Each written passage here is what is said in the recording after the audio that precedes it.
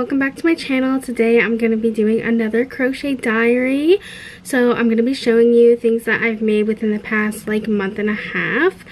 I don't have a lot of stuff, but I wanted to get a crochet diary out of the way because I have two craft fairs coming up back to back at the end of March and the beginning of April. So just in case I sell any of my new stuff there, I want to make sure that I include it in a crochet diary before that happens. So I'm just going to show everything I've made so far since the last crochet diary, and I will include links to patterns if there are any, or I'll talk about like things I freehanded, and I'll talk about difficulty levels, how much yarn it took, if I think it's beginner friendly or not. And at the end of the video, I will show getting ready for some craft fair, just getting some things organized. Mostly everything is organized. This is the first craft fair. It's going to be the first craft fair of the year, but from last year, everything is mainly like where it needs to be.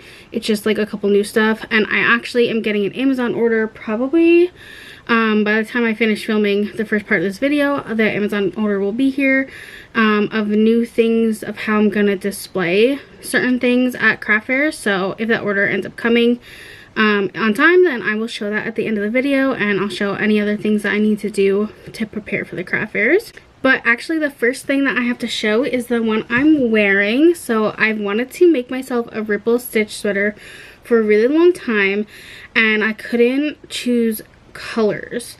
And every time that I thought like I would make a ripple stitch sweater, and then as I'm making it, I would think like, this is gonna be the one I'm gonna keep. These colors are so pretty.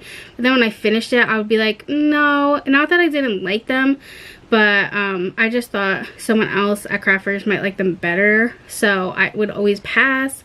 Or sometimes I would be like, if this doesn't sell by the end of this craft fair season, then I'll keep it. But they did sell.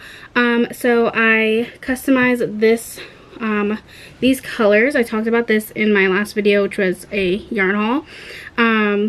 So I just did a teal, a magenta, I think it's called plum, and a mustard yellow. And I just did this specifically, like I thought these colors would also look really good with like a burnt orange or something like that. But then if I went too far down that route, then I thought that the sweater would look too autumny, and I wanted it to be like really good for like all cold weather, and not just autumn, especially because in autumn I have like tons of stuff in my wardrobe that is like specifically autumn stuff.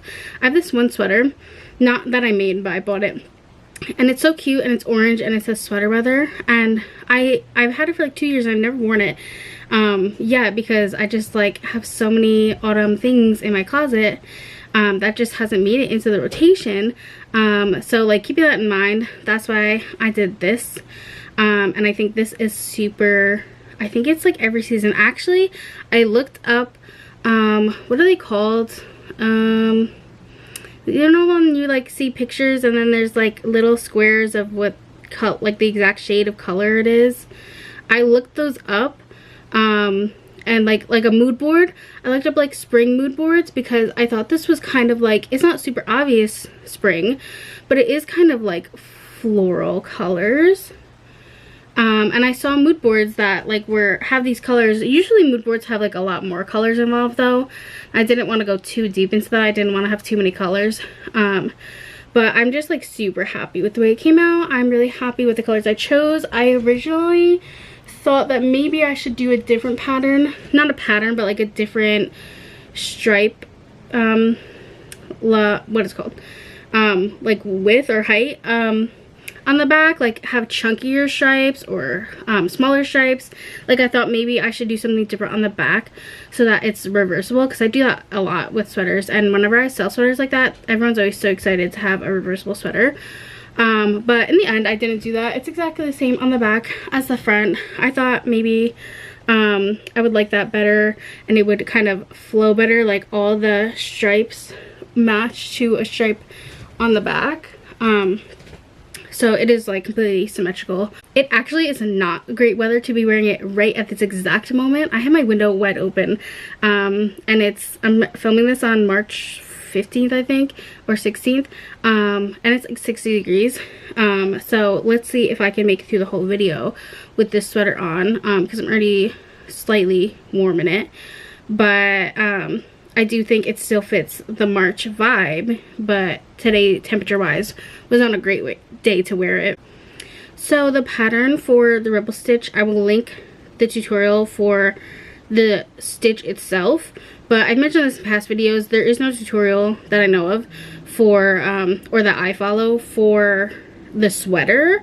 I just follow the ripple stitch, and I do this with so many patterns, like patterns that are mainly made for blankets or something. Just follow it to the point where like you have the width of a sweater you want, and then like make it to the length of the sweater you want, and that's how you make a sweater out of patterns that aren't sweater patterns. So I'll link the ripple stitch that I've been following forever. I sell these for craft fairs at for $40, which is like mainly what I sell most sweaters for. Ripple stitch is pretty beginner friendly. You have to know how to do decreases and increases, but the whole thing is double crochet. And then the sleeve, I didn't even do ripple stitch, I just did stripes, so that has a nice contrast to the rest of the sweater. I always do ripple sweaters like that, and I think it works out pretty nice. Other ripple sweaters I see from other crocheters online, they usually do the ripple into the sleeves, which also looks really nice, but I always do it like this. So obviously that's pretty straightforward how to do sleeves, just literally stripes of double crochet, nothing else special. But the ripple stitch is like you decrease and then you increase, and then you have to, the annoying thing about ripple is that you have to count for a while, or at least like kind of pay attention to where you are in the row. It's not as mindless as other sweater or like any stitch is, but it is pretty easy. I would say it's beginner friendly. So the next thing I'm going to show is something that I've made in 3 different colors. So it's 3 sweaters, but they're all the same thing, so sorry if that's boring, but I was just really excited about it when I started making it. So I made it in a bunch of colors, that's how it goes.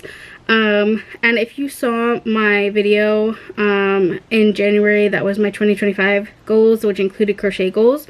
This was one of them, and it ended up turning out so well. Here is the star sweater.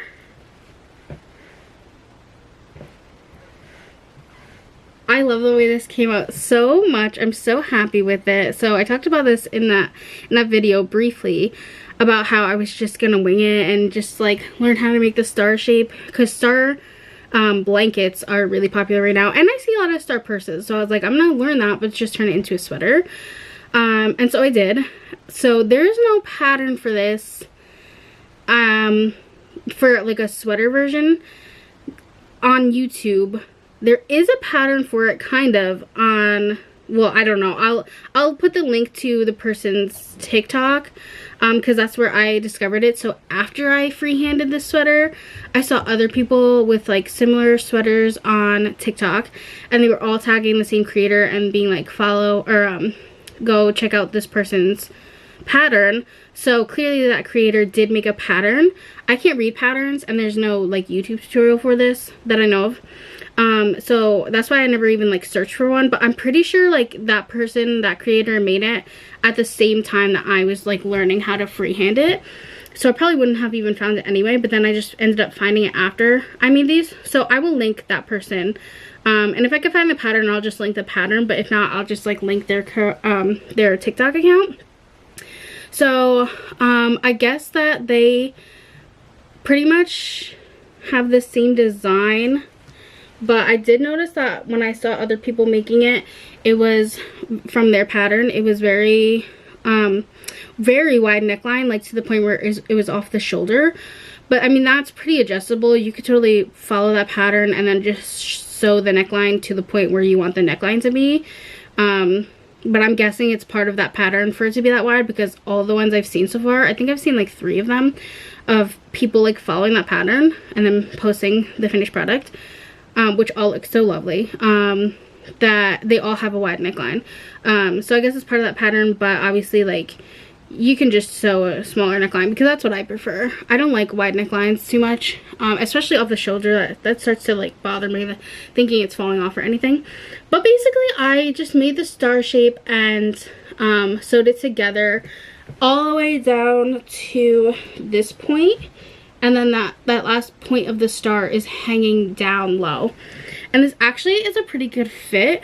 I'm still working out the sizing, and I don't know if the written pattern, I know nothing about the written pattern. I just happened to come across it. I don't know if it has anything about sizes, but for me, I basically made 2 larges and an extra large, kind of pinpointing because it's hard to even measure what the size would be, because of the literal star shape goes inwards and then outwards, but it actually works pretty well for someone that is like an hourglass figure type, or like for me, like it works really well because I have pretty wide hips, and so it's the natural shape of this is going inward at the hips and then outward, which I feel like is most women's like general body type.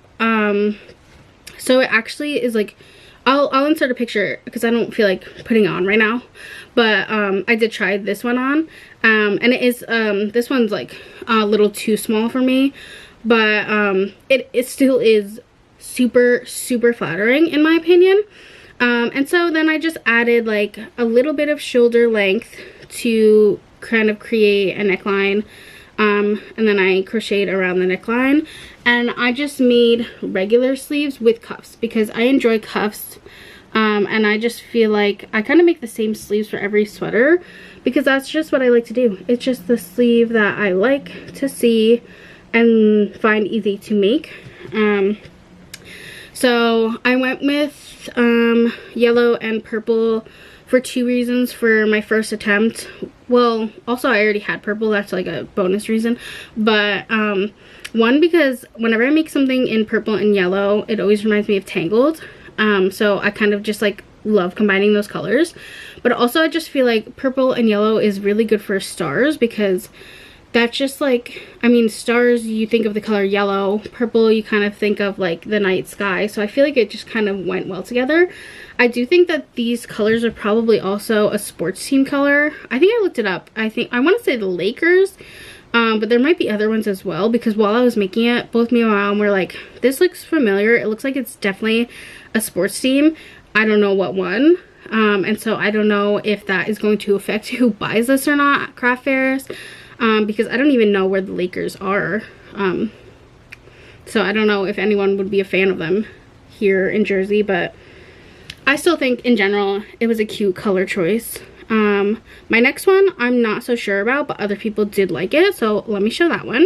So I went for a pastel vibe, but I made this mostly out of scrap yarn, like leftover yarns. So I had to rely a lot on the white color.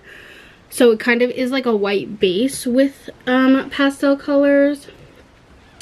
I really love the idea of doing that, but I'm not sure if I loved the execution of it. But I posted it on my Twitter for like my online friends to see, and a lot of them really liked it. And they specifically like mentioned I love pastel colors on a white base, and I was like, that's good. That's what this is. But I kind of just went with the yarn that I had. The one that I don't like the most is the blue, because that was a serious, and it's not even in the star, but it's on the sleeves. That was a serious like running out of yarn situation. I had to grab anything, and the blue is not as pastel as the other colors, and that kind of bothered me. But I don't know, I think it is really cute. I think it's like just like a cute vibe. Cute for like late winter going into spring as well. That's like what I think pastels and sweaters is good for. I really want to do this sweater in like a lot more colors. Like I have tons of ideas. I have a Pride event. We always do Pride event in June. So I want to do it in some Pride flag colors. But I also want to do it, I haven't tried this yet, but I want to do like a solid color and a variegated color, or variegated yarn. And I've seen some people do that with the purses, so I know that it's gonna look cutie. but I just like have to I have to find the time to make all that, but still like try to have a variety and not just make the same thing that much, because I know that can get boring for like my content and for craft fairs. Like people want a couple different options of what they could look through. So to talk about price point for this sweater, for selling it, I actually was going to do 40, just like my regular sweaters slash cardigans, because this sweater I find very easy compared to I have a sweater like this that is a repeating heart that you may have seen in like my previous crochet diary videos, and compared to that, it is so much easier and so much faster. So I thought 40 was good, but my family is saying I should go at least 45, so I think I'm gonna start off with 45 and see like if they sell fast or not, because if they do, then like that's a good price point. But if they're not moving, or if one particular color is not moving, then I'll just put it down to 40. I won't go lower than 40, of course. But yeah, this is well, I don't know about beginner friendly. I mean, a lot of people I've seen have been doing the star blanket, and that's the same thing. It's the same pattern that you're following, except just getting to a point where you think it's wide enough for it to fit a body, and then sewing it together up to this point and adding sleeves. So I feel like a lot of people are considering the star blanket to be beginner friendly. So I feel like that means that this is beginner friendly, as long as you like understand sweater. Like if you've made a sweater before, or if you're comfortable with sewing things together, then it should be totally fine. So I will link the star pattern that I followed to like just learn how to do the star shape, as well as try to find that person's TikTok who has a pattern for it. So you could always check out the video of it, just the star shape, to see if it's something that you think you would be able to do or not. But I think it looks a lot harder than what it is.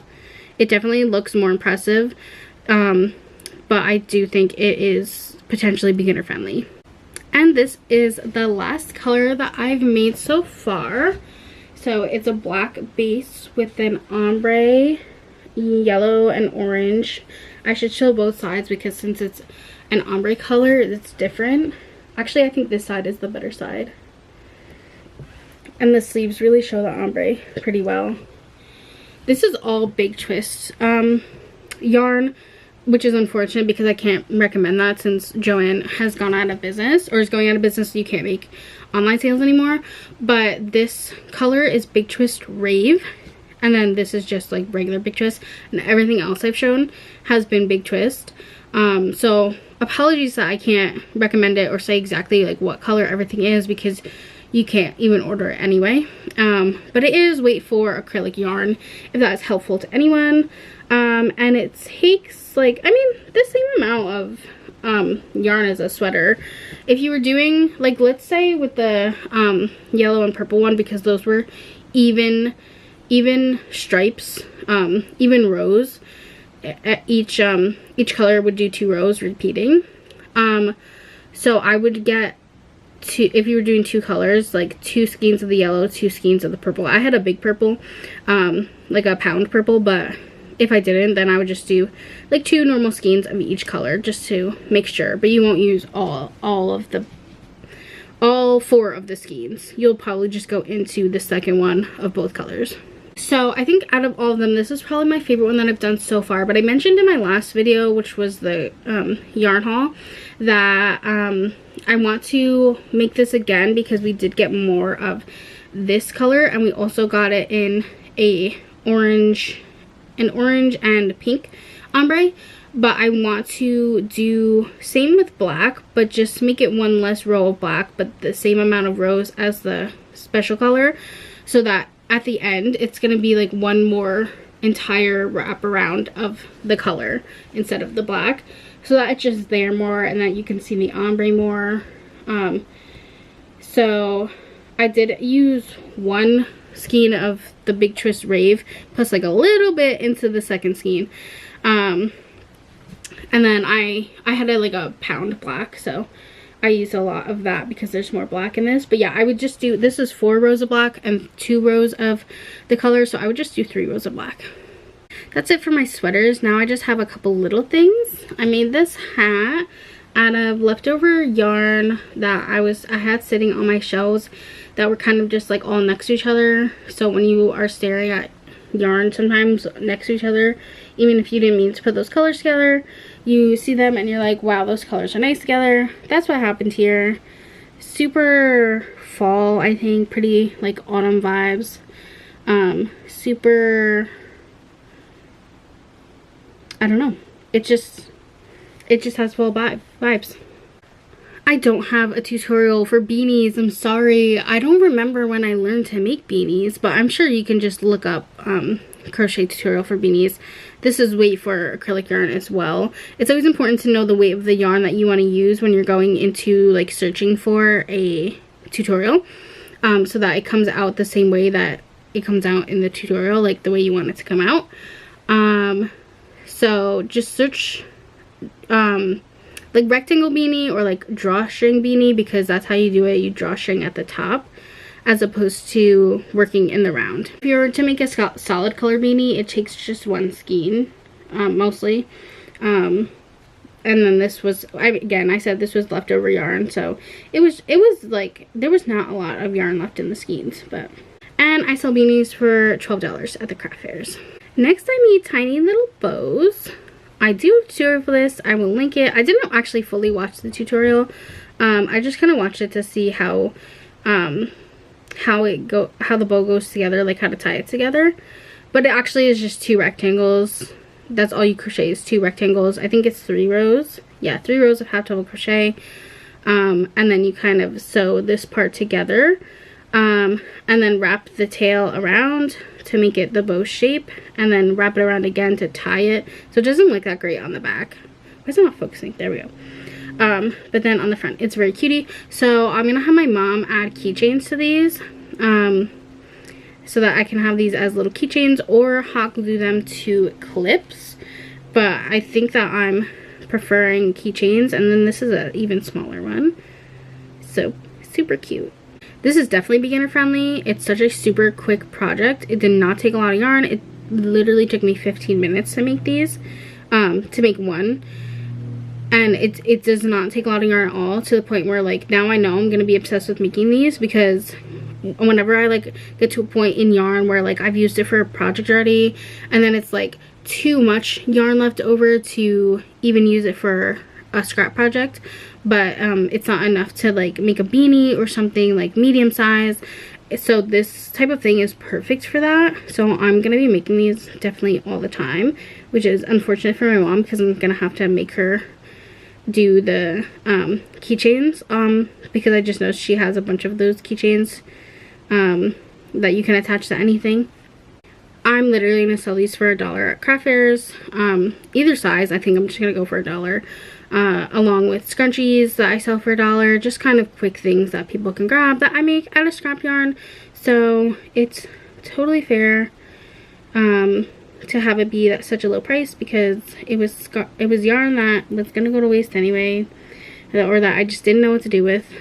Last thing I have made is a bear hood, which I do have a written tutorial for. I don't follow written tutorials a lot, but I came across that one, I think because I saw their post on Instagram, the creators post, and I just thought it was so cute, and the tutorial was like easy enough to follow. I mean the pattern, because I'm just like not really good at reading written patterns, but this is literally just a rectangle, and then like sewn together on 2 sides, and then the hardest part is the ears, and then sewing on the ears is annoying because I hate sewing. I mean, this is a kid size though. The pattern is only for adult sizes, so I figured out a way to make it a kid size. You just chain 100 instead of chaining, I think it's supposed to be like 120. I chain 100. I've tested this already to make sure it's kid size. I tested it on my niece. I thought this would be super cute. So I had this mint color left over because I had to get a light green color for one single row of something for an Etsy order, and so I literally used like barely any of the yarn, and then I had the whole rest of the skein left, so that it's always good for bear hoods, because bear hoods only need less than a skein of yarn, and I still have more of it left over that I don't know what to do with, because this color does not go well with a lot of other colors. Possibly just like a white maybe, but I can't like picture what other colors it would go with. Maybe like another pastel color, but this is just so like light yet fluorescent that it's so hard to figure out what to pair it with. But I thought it would be a good color for Easter.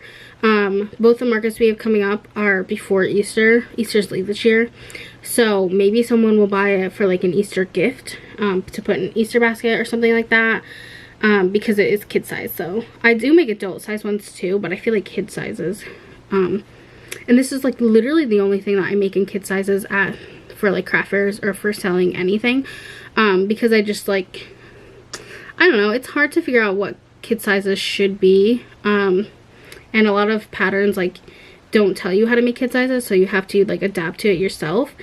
So that's hard, and I just find it easier to make adult sizes in most cases, and I find that adult sizes will sell more than kid sizes, even though people will tell you like you should make this in a kid size. Like they don't actually buy it a lot of times. They'll say it's cute, but they won't buy it.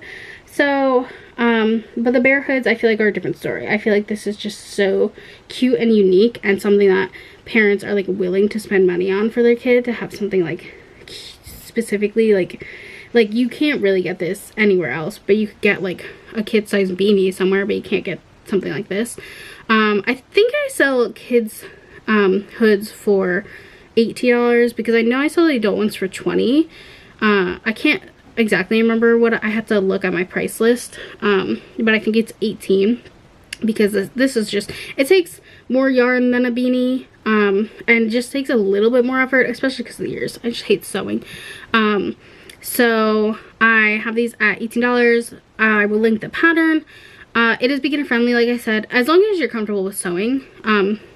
Even if you hate sewing like I do, it's still like easy to do, especially like sewing the rectangle part together. Like you're just sewing, you're slip stitching down the back, and then I leave a long tail at the beginning, so that I use the tail to sew up the front so that you can have the little head part, and then you gotta just carefully sew on the ears evenly, kind of. So that's everything I have to show. Like I said, I'll link the tutorial for this. It's a written pattern, but it's easy enough. So everything I think has been beginner friendly that I've shown. Probably the hardest is, I don't even know if I would say the hardest is the star sweater. It looks the most impressive, but possibly this is harder. This is definitely like kind of more like you had to pay attention to. It's not what's it called, like autopilot. The star sweater, you get very used to what the pattern is supposed to be very quickly, and it's just easier to see what you're supposed to be doing, whereas this you have to pay attention more.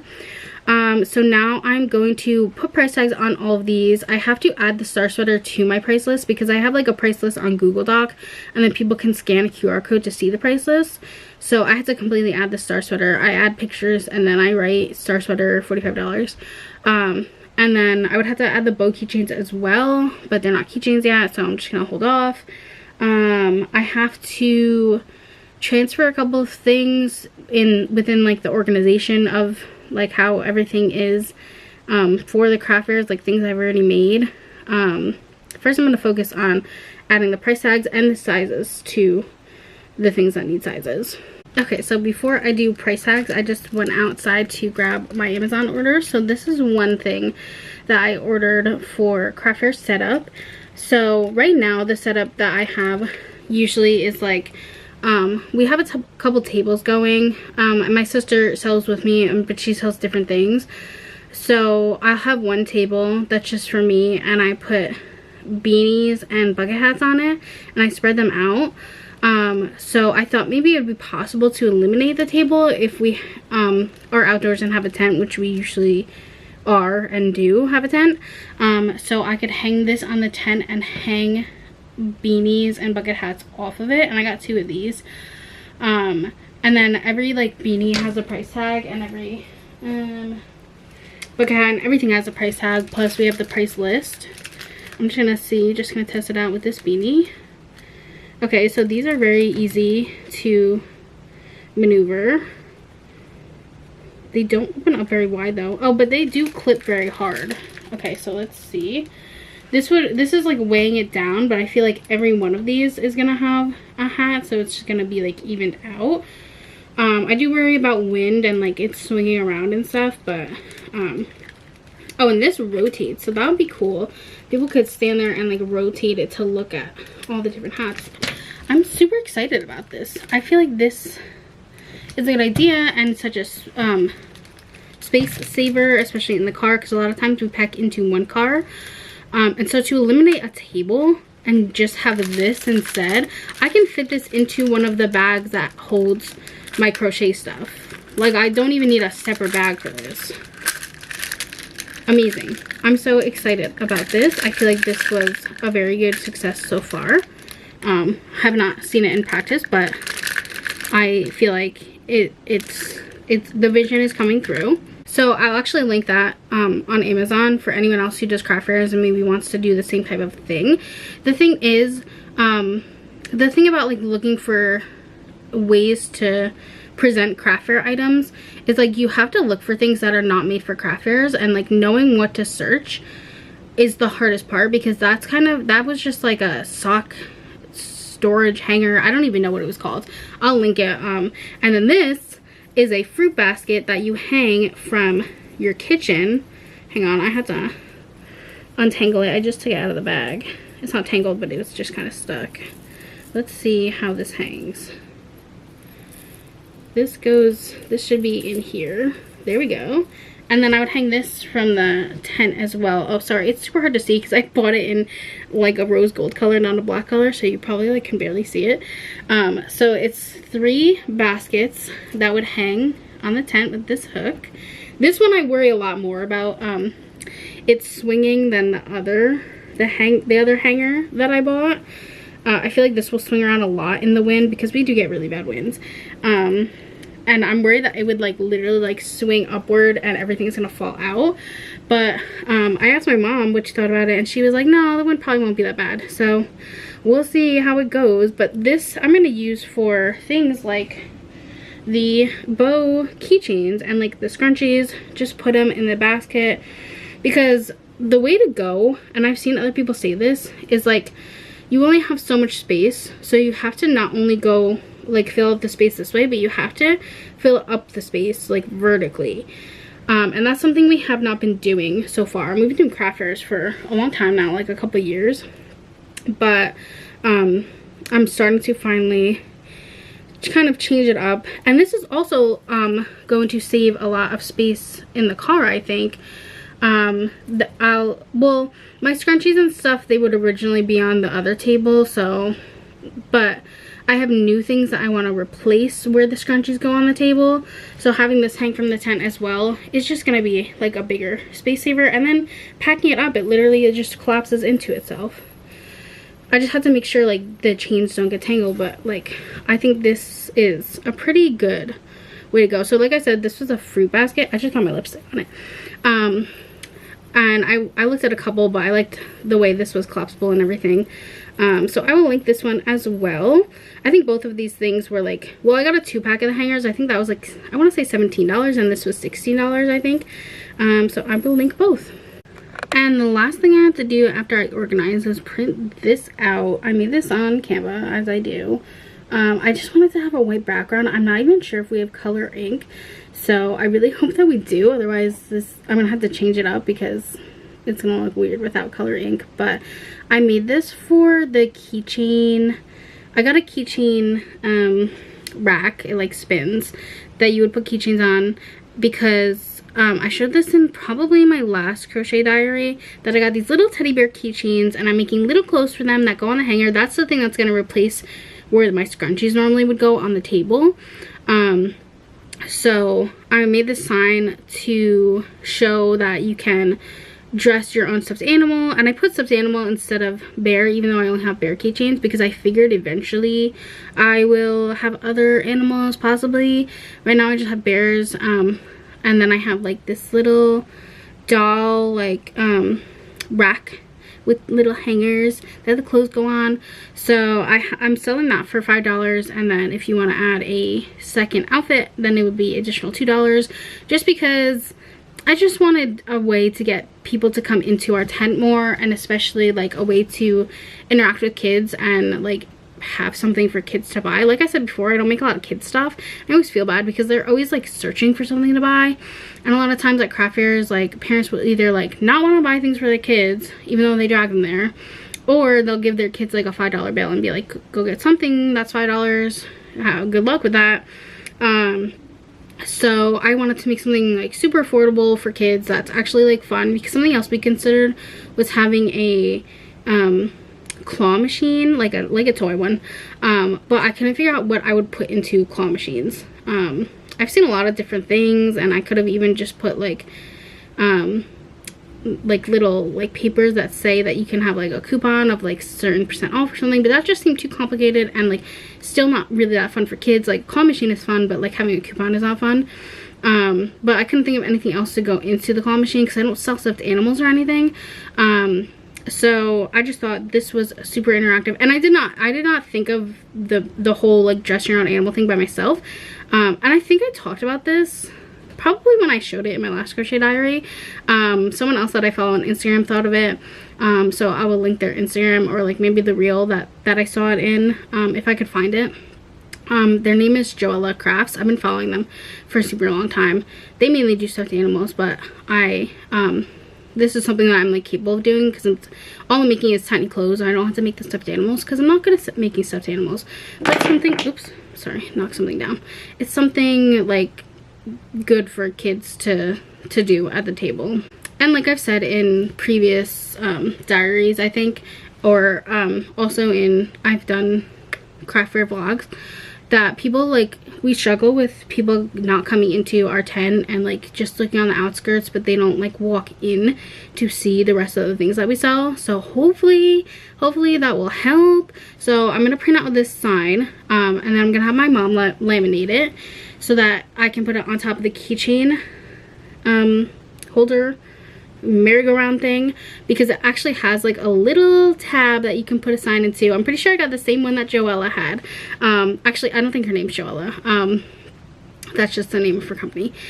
My camera battery is dying. I knew I had to charge it and I didn't, so I actually probably will just wrap it up here. You don't have to watch me put on tags. I showed you the things I got from Amazon. I'm sure I'm not going to laminate the sign till later, so I feel like I've shown everything that I wanted to show in this vlog. So in my next crochet diary, which I don't know when that will be, but I will talk about like how well it turned out at my upcoming craft fairs, how well like the new display turned out and everything, and how the star sweaters like went over with customers. I am definitely going to take a break from crocheting for the next couple weeks up until I have that first craft fair, or maybe like a little bit before then I'll start crocheting again, just because I just want to give myself time to like constantly recover from crocheting so much at one time. Then my arm starts to hurt, so then I just want to make sure that it recovers completely before I start another root project or even small projects. So because of that, I don't know when my next crochet diary will be. Probably won't be for a while. Oh, but I did want to talk about, so someone on TikTok recommended that I should do a live stream and have people watching the live stream pick the colors that I'm going to use in my scrap sweater, because I'm almost done with the scrap sweater, but I have like a bunch more rows to go on one panel and one sleeve. So the person was saying they like to see when viewers choose your next color, and I was like, that would be perfect for my scrap sweater. But I've never done a live stream before, so I'm not like super confident in that. I'm not sure if that's something like, I would have to like have so much backup on that. Like I would have to make sure people are like excited to watch that in order for me to feel like I want to do it. So if that's something that you would like to see, please let me know in the comments, and I could always like pick a time that's good for other people. I don't watch live streams a lot either, so I don't really know like how that works, but I will figure it out if people are interested in that, and figure out what the best time is to do a live stream. So please leave a comment and let me know about that. Otherwise, my next content is probably going to be non-crochet related, or might be some kind of vlog, maybe an artsy vlog or a home vlog, or I'm planning on getting a new tattoo in the next couple months, so probably will vlog that if I can. I don't know, I had to see like what is vlog worthy coming up in my life, and then I will always share it with you guys. We're going back into ice cream making season, so I could vlog our ice cream machine and what I'm making with that. If you have any ideas of what you want to see from me, always let me know. I love to hear from everyone and what you're interested in. And as always, thank you so much for watching and supporting my channel.